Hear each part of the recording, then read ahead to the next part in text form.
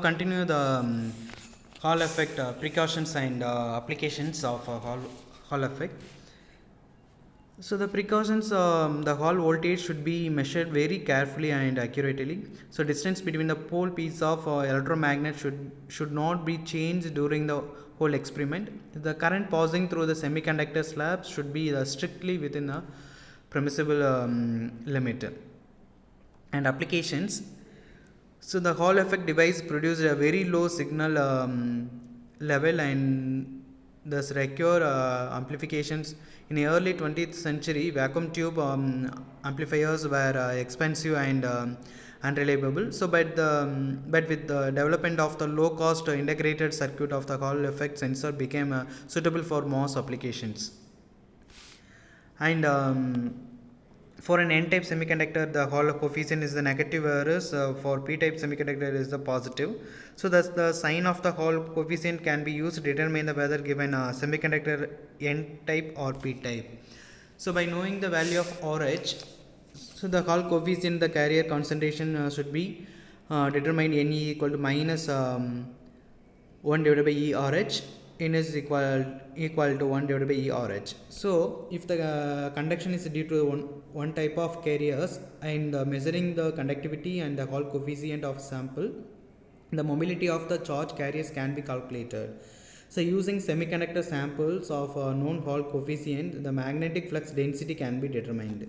So it is used to design magnetic flux meters and multiples of the basis of Hall voltage. It is used to find the power flow in electromagnetic wave.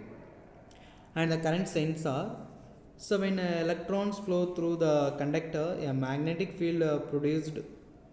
So thus it is possible to create a non-conducting current sensor.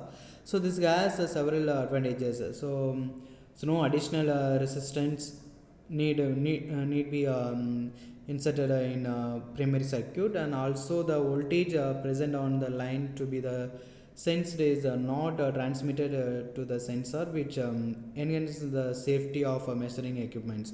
The Hall effect current sensor with an internal integrated circuit amplifier.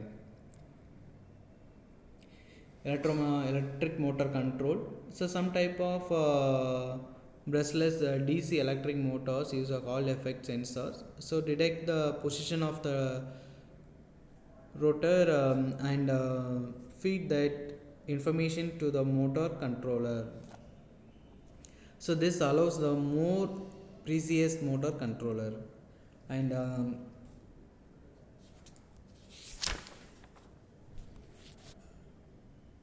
so magnetometer.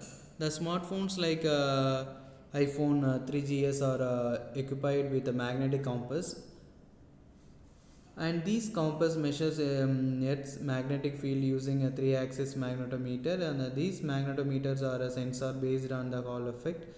So these sensors produce voltage proportional to the applied magnetic field and also sense polarity. So as the temperature is increased further, and if the thermal energy is sufficiently high, the covalent bonds get broken and these electron hole pairs are generated.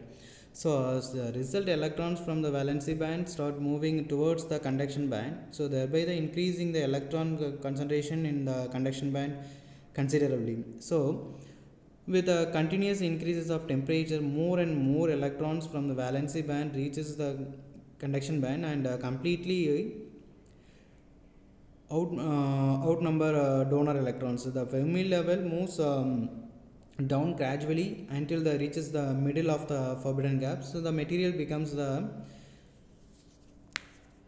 Hall coefficient. That Hall concentration, the dotted curve indicates the Hall concentration, the intrinsic range.